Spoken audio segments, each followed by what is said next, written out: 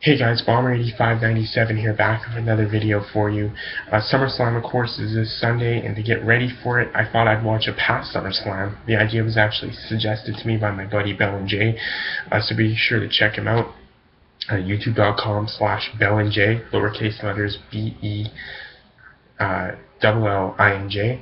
I watched SummerSlam 97. It was the 10th ever SummerSlam. It took place in East Rutherford, New Jersey. It was a 7-match card. It opened up with Mankind versus Hunter Hearst Helmsley, who was with China. He was still in his kind of Richie, Connecticut guy gimmick. It was a great steel cage. It was a steel cage match, sorry if I didn't mention that. The show opened with Mankind versus Triple H of China in a steel cage, and that drew me in right away. Steel cage match got me pretty pumped to watch the rest of this pay-per-view. Mankind would pick up the win. Before he would escape the cage, he would hit an elbow from the top of the steel cage, which was kind of a big deal for him because he grew up, well, how do I explain?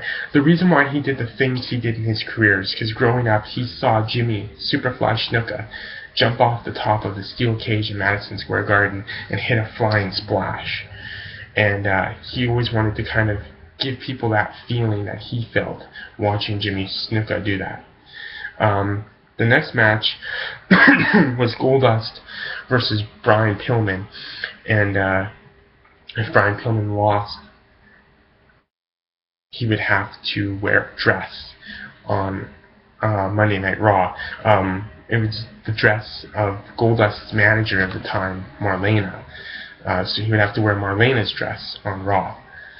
Goldust would pick up the win, resulting in Brian Pillman having to wear Marlena's dress on Raw the next night. It was a pretty average match. The second match was, I believe, hold on, sorry, I got the card right here. The Legion of Doom versus the Godwins. The Godwins kind of reminded me of Luke Harper and Eric Rowan. In a way, and maybe like when they were coming up with the Wyatt family, they kind of took from these guys because they kind of remind me of them. It was a decent tag team match, and it ended with the Legion of Doom getting the win with a sweet pile driver.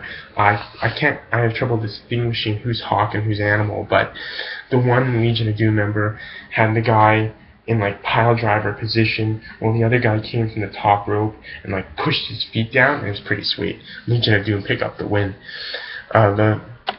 Excuse me. The fourth match was the British Bulldog versus Ken Shamrock for the European title, and it was a good match. It was a lot better than I expected. Ken Shamrock was crazy over at this time, and it resulted in Ken Shamrock being disqualified. They had something, I guess, going on in the weeks prior where British Bulldog fed Ken Shamrock dog food. And when Ken Shamrock and British Bulldog were fighting outside the ring, British Bulldog once again was fed Ken Shamrock dog food, and Shamrock just went nuts and started hitting British Bulldog with everything he had, and ended up hitting him with the can of dog food, which resulted in him being DQ'd. But I would have loved to see more, and it was a great match between those two. The fifth match was Los Boricuas versus the Disciples of the Apocalypse. Basically, with this, the Nation of Domination had kicked out 2 of its members, Savio Vega and Crush, and those 2 went on to form their own 4-man factions to result in this 8-man tag. The Nation of Domination would come down and fight with both teams at one point or another towards the end. But it was nothing really special. It was a decent match, but so far at this point in the show, my favorite match was the first one, for sure. We got to the 2 main events, though, that I was really excited for: Austin versus Owen Hart for the Intercontinental title. I had actually seen this match before off one of the Austin DVDs. It was a good match, and it was at a time when the Intercontinental title really meant something, and I don't think the Intercontinental title has been strong as it has. Let me rephrase that. It hasn't been as strong as it was back in the 80s and 90s. there's been points in the 2000s, from like 2000 to now, where it's had strong moments, but I don't think it's been consistently strong like how it used to be. Anyways, Steve Austin and Owen Hart for the Intercontinental title. If Austin lost, he was going to kiss Owen Hart's rear end. This was a good match. It was the first one I really was into since the first one, even though I had seen it before. And of course, if you didn't know, Owen Hart would give Austin a variation of the Tombstone Piledriver, which would lead to his neck problems for the rest of his career.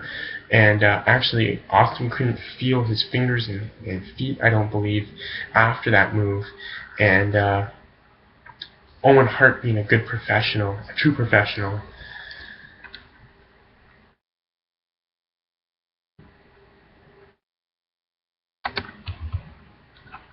sorry, I was just reading something here about Steve Austin and how he is in zero pain after a successful neck surgery in 2000. But almost makes you think he could return to the ring someday, but I guess it's more to it than just whether there's pain or not. But anyways, Austin couldn't feel his hands or his feet, so Owen Hart pretty much stalled. He stalled, and he sorry, I'm hearing something outside. Owen Hart pretty much stalled and taunted the crowd and just played up being the heel, and Austin rolled up from behind, rolled him up, and got the 1-2-3 to leave with the Intercontinental title. The final match, the main event, was Bret Hart and Bret Hart and The Undertaker for the WWE Championship, or F Championship at the time. This match, I think, went almost half an hour. It was a good back and forth match. They fought inside the ring, they fought outside the ring. Michaels got involved. It all come to the end when Bret Hart tried to use a steel chair. Michaels would take it away from him. Bret Hart would spit at him. Michaels would go to hit him. Bret Hart would duck. Undertaker would get hit with the chair, drop. Bret Hart recover. Undertaker, who had been hit by the chair from Michaels would reluctantly count the 1-2-3. And this would set up Bad Blood 97, where Undertaker and Michaels, I believe, would have the first ever Hell in a Cell. Overall, I enjoyed... excuse me. Overall, this SummerSlam was decent. It had a great opening match, and the last two matches were really good. The middle-ish part was fair, but I'd say between the first match and the last two matches, the best match was match 4, British Bulldog and Ken Shamrock. Overall, between 1 to 10, I'd give this pay-per-view 6 or 7. But it's definitely worth checking out from at least a few of the matches. And I would definitely recommend going back, watching some past SummerSlams, and getting ready for this Sunday. We'll catch you next time.